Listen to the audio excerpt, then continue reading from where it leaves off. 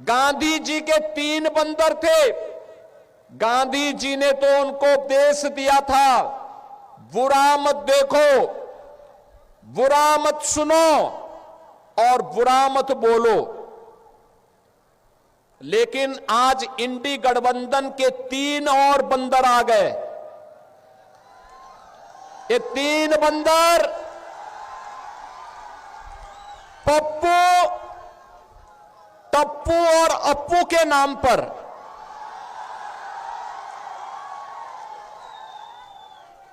पप्पू, टप्पू और अप्पू के नाम पर पप्पू सच बोल नहीं सकता, अच्छा बोल नहीं सकता, टप्पू अच्छा देख नहीं सकता और अप्पू सच सुन नहीं सकता। 2 दिन बाद बिहार की धरती फिर तय करेगी कि सत्ता किसके पास जाएगी। पर इस बार मामला सिर्फ चुनाव का नहीं है, ये बिहार के मन का चुनाव है। और उस मन में जो सबसे ज्यादा गूंज रहा है वो न किसी पार्टी का घोषणा पत्र है और न विकास योजना, बल्कि एक लाइन जो दरभंगा की रैली से आई है। योगी आदित्यनाथ बोले, इंडिया गठबंधन में 3 बंदर हैं, पप्पू, टप्पू और अप्पू। पप्पू सच नहीं बोल सकता, टप्पू सच देख नहीं सकता और अप्पू सच सुन नहीं सकता। भीड़ हंसी से भर गई, मंच पर हजारों लोग ताली बजाने लगे। लेकिन जो उस पल हुआ वो सिर्फ मनोरंजन नहीं था, वो सियासी मनोविज्ञान का मास्टर स्ट्रोक था, क्योंकि योगी का हर वाक्य सिर्फ सुनने के लिए नहीं होता, वो सोचने के लिए मजबूर कर देता है। राजनीति में कुछ लाइनें बस कही नहीं जाती, वो प्लांटेड होती हैं, सोची जाती हैं और फिर छोड़ी जाती हैं, ताकि वो जनता के बीच जाकर अपनी जड़ें जमा ले। पप्पू, टप्पू और अप्पू सुनने में भले ही मजाक लगे, लेकिन इसने बिहार की सियासी हवा का रुख पलट दिया है। अब समझिए कि इस बयान की असली ताकत कहाँ छिपी है। योगी आदित्यनाथ का ब्रांड पहले से ही उत्तर प्रदेश में बुलडोजर बाबा के नाम से स्थापित है। उनका हर भाषण सिर्फ विपक्ष को नहीं, बल्कि जनता के आत्मसम्मान को एड्रेस करता है, और बिहार में उन्होंने यही किया।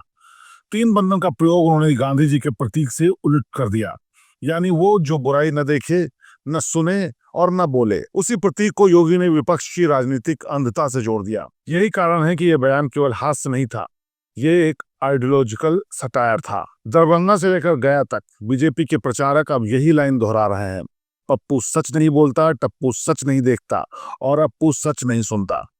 ये लाइन अब नारा बन चुकी है। गाँव में बच्चे इसे दोहरा रहे हैं और सोशल मीडिया पर इसे मीम्स ट्रेंड कर रहे हैं। लेकिन बिहार की राजनीति को आप केवल एक तंज से नहीं समझ सकते। यहाँ हर मजाक के पीछे एक शिकायत होती है, हर तालियों के पीछे एक बेचैनी। बिहार में बेरोजगारी आज भी सबसे बड़ा मुद्दा है, पलायन यहाँ की नियति बन चुका है। लेकिन वोट डालते समय वही युवा ये भी सोचता है कि कौन उनकी उम्मीदों को सुरक्षा देगा। यही वो पॉइंट है जहाँ योगी का ब्रांड प्रभाव डालता है। ये भावनात्मक सुरक्षा देता है, भले विकास का ठोस आंकड़ा ना भी हो। अब देखिए कि इस बयान के बाद विपक्ष ने कैसे प्रतिक्रिया दी। प्रियंका गांधी ने कहा, ये सरकार जनता की नहीं प्रचार की है। तेजस्वी बोले, जो यूपी खुद नहीं संभाल पाए वो बिहार में भाषण देने चले आए। राहुल गांधी ने जवाब दिया, मोदी योगी की राजनीति नफरत पर चलती है, बिहार प्यार की धरती है। लेकिन इस बयान में जो बात गायब थी वो थी हास्य। और राजनीति में जब विपक्ष गुस्से में जवाब देता है तो जनता का मन उस तरफ झुक जाता है जो मुस्कुराकर वार करता है। योगी आदित्यनाथ की यही शैली है, गंभीरता को चुटकुले में बदल देना। इस बयान का दूसरा असर मीडिया पर पड़ा। हर न्यूज चैनल पर वही क्लिप, पप्पू, टप्पू, अप्पू। एंकरों ने इसे हेडलाइन बना दिया, डिबेट में पैनलिस्टों ने इसे विश्लेषित किया, सोशल मीडिया पर क्लिप के हजारों वर्जन बन गए। और यही चुनावी मन की सबसे बड़ी सच्चाई है। आज का वोटर भाषण नहीं सुनता, मीम देखता है, और योगी का बयान उस मीम की संस्कृति में फिट बैठ गया। यानी बिहार की जनता अब नारे से नहीं, नैरेटिव से प्रभावित होती है। पप्पू, टप्पू, अप्पू ने विपक्ष को हंसी का पात्र बना दिया, और यही हंसी वोट की दिशा तय कर सकती है। अब जरा गहराई से समझिए, बिहार में चुनाव 3 तरह के वोटर हैं। एक वो जो एनडीए के साथ है क्योंकि उसको स्थिरता चाहिए, दूसरा वो जो इंडिया ब्लॉक के साथ है क्योंकि उसे परिवर्तन चाहिए, और तीसरा सबसे खतरनाक, जो किसी के भी साथ नहीं पर मनोरंजन चाहता है। तीसरा वर्ग जो चुनावी मौसम को तमाशे की तरह देखता है, वही तय करता है कि हवा किस तरफ जाएगी। और योगी का यह बयान उसी तमाशे के दर्शकों को बांधने वाला था। लेकिन सवाल ये है कि क्या इस बयान से वोट बदलेंगे? इसका जवाब है हाँ, कुछ जगहों पर जरूर। बिहार में राजनीति हमेशा ध्रुवीकरण के जरिए चलती है। जब भी कोई बयान हंसी और गुस्से दोनों पैदा करता है तो वो माहौल पलट देता है। 2020 में भी यही हुआ था। नीतीश के थके चेहरे के बीच मोदी के भाषणों की एनर्जी ने माहौल खींच लिया था। इस बार वही रोल योगी निभा रहे हैं। अब बात करते हैं बिहार की जमीन की। गया में रोजगार की चर्चा है, सिवान में जाति समीकरण और सीमांचल में सुरक्षा की चिंता। हर जगह मुद्दा अलग है, लेकिन सबके ऊपर है भावनात्मक राष्ट्रवाद का छत्र।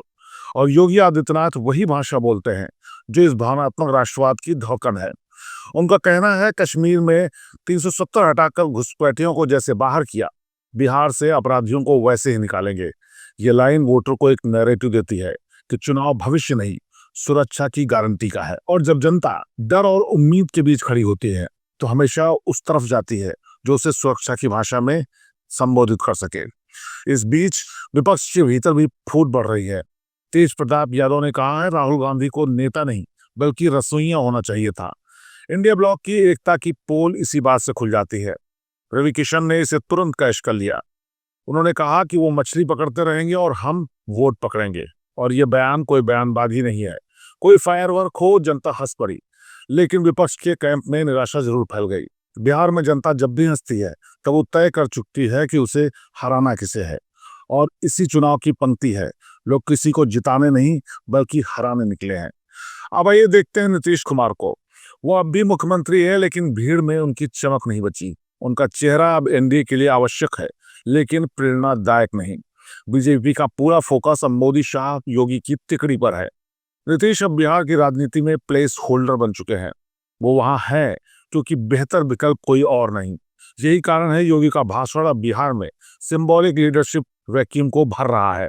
जहां नीतीश स्थिरता की बात करते हैं, योगी ऊर्जा की बात करते हैं।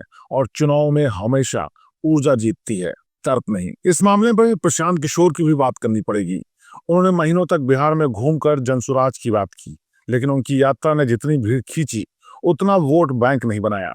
उनका 30 से 5% वोट आरजेडी और कांग्रेस के हिस्से से निकलने वाला है। इसका मतलब भले ही वो किसी को हराने नहीं आए, लेकिन इसका असर एनडीए के लिए फायदे का सौदा बन गया है। पीके कहते हैं बिहार में बदलाव तभी आएगा जब जनता खड़ी होगी। लेकिन बिहार की जनता इस वक्त खड़ी नहीं हुई है, बल्कि थकी हुई है। और थकी हुई जनता वही चुनती है जो उसे जगाने की एक्टिंग कर सके। योगी का यह बयान उसी एक एक्टिंग की पराकाष्ठा था। अब बिहार के गांवों में जाइए, चाय की दुकानों पर वही चर्चा। योगी का बयान पप्पू टप्पू अप्पू वाला। वो हंसते हैं, लेकिन उनकी हंसी में एक स्वीकारोक्ति है कि अब चुनाव मनोरंजन से ज्यादा कुछ नहीं बचा। और यही सबसे बड़ा खतरा भी है। जब लोकतंत्र तमाशे में बदल जाए तो सच्चाई हंसी में डूब जाती है। लेकिन योगी जानते हैं इस दौर में जीतने के लिए सही होना जरूरी नहीं है, याद रहना जरूरी है। तो सवाल ये उठता है कि ये बयान चुनाव के बाद भी जिंदा रहेगा? बिल्कुल, हाँ बिल्कुल रहेगा, क्योंकि ये बयान किसी तारीख पर नहीं टिका। ये विचार की स्थायी भाषा बन चुका है। जिस तरह अब्बा जान और बुलडोजर राजनीति के स्थायी प्रतीक बन गए, उसी तरह पप्पू टप्पू अप्पू अब बिहार की राजनीतिक संस्कृति का मुहावरा बन जाएंगे। जब भविष्य में भी बिहार की राजनीति पर बहस होगी, लोग कहेंगे वो चुनाव जब योगी ने 3 बंदरों की बात की थी। यानी ये बयान समय की सीमा पार कर गया है। और यही तो ऑफ द रिकॉर्ड का निष्कर्ष है।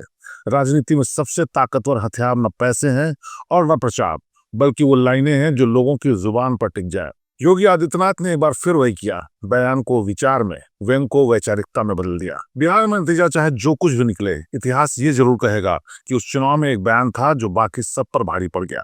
पप्पू टप्पू अप्पू। श्रेष्ठ भारत पर खबरों से जुड़े रहने के लिए चैनल को सब्सक्राइब और लाइक करें, बेल आइकन दबाएं और देखते रहें श्रेष्ठ भारत।